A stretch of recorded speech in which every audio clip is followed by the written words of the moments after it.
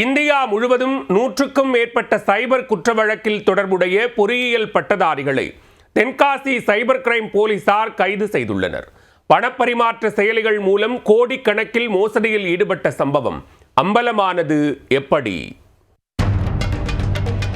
தென்காசி மாவட்டத்தைச் சேர்ந்த தொழிலதிபரிடம் ஆன்லைனில் காயின் பிட்டிங் டாஸ்க் என்ற பெயரில் குறைந்த முதலீடு செய்தால் அதிக லாபம் கிடைக்கும் என ஆசை வார்த்தை கூறி 6 லட்சம் ரூபாய் மோசடி செய்ததாக கூறப்படுகிறது. அந்த நபர் கொடுத்த புகாரின் அடிப்படையில் தென்காசி மாவட்ட சைபர் கிரைம் போலீசார் வழக்கு பதிவு செய்து விசாரணை நடத்திய போது போலி வங்கிக் கணக்கின் மூலம் மர்ம நபர்கள் சிலர் மோசடியாக பணம் வசூலித்து முதலீடு என்ற பெயரில் பலரையும் ஏமாற்றியது தெரிய வந்தது.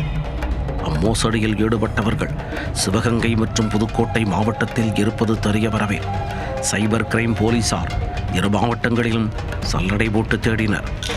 அதில் ஜாகித் அகமது, ஹரிஸ் பாண்டியன், சரவணன், தேவா மற்றும் புதுக்கோட்டை மாவட்டத்தைச் சேர்ந்த சுதாகரன், ஆவுடையப்பன் ஆகிய 6 பேரையும் அதிரடியாக கைது செய்து தென்காசிக்கு அழைத்துச் சென்று விசாரணை நடத்தினர்.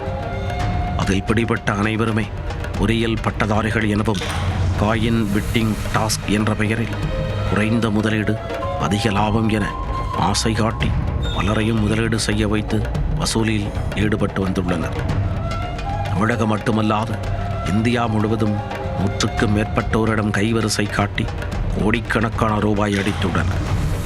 அதனை கேட்டு அதிர்ச்சியடைந்த போலீசார் இந்த சம்பவம் தொடர்பாக தொடர் விசாரணை நடத்தி வரும் நிலையில் தற்பொழுது கைது செய்யப்பட்டவர்களிடம் இருந்து 10 செல்போன்கள், 33 சிம் கார்டுகள், 43 வங்கிக் கணக்கு விவரங்கள், 68 ATM கார்டுகள், 13 செக் புக்குகள், 2 லேப்டாப்புகள் மற்றும் ஒரு மெமரி கார்டு உள்ளிட்டவற்றை பறிமுதல் செய்துள்ளனர். இவர்கள் பயன்படுத்திய வங்கிக் கணக்குகள் மற்றும் சிம் கார்டுகள் ஒன்றும் அறியாத அப்பாவி பொதுமக்களின் விவரங்களை திருடி அவர்களது பெயரில் வாங்கப்பட்டவை.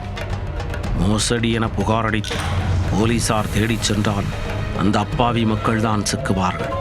இப்படி வெளியே முகத்தை காட்டாமல் மறைமுகமாக பதுங்கி மோசடியில் ஈடுபட்டு பலரையும் மன உளைச்சலுக்கு ஆளாக்கி உள்ளனர். இதனையடுத்து இம்மோசடியில் சிக்கிய இந்த 6 பேருக்கு மட்டும்தான் தொடர்பா அல்லது வேறு யாராவது மோசடிக்கு உடந்தையா என்பன உள்ளிட்ட பல்வேறு கோணங்களில் விசாரணை நீடித்து வருகிறார்.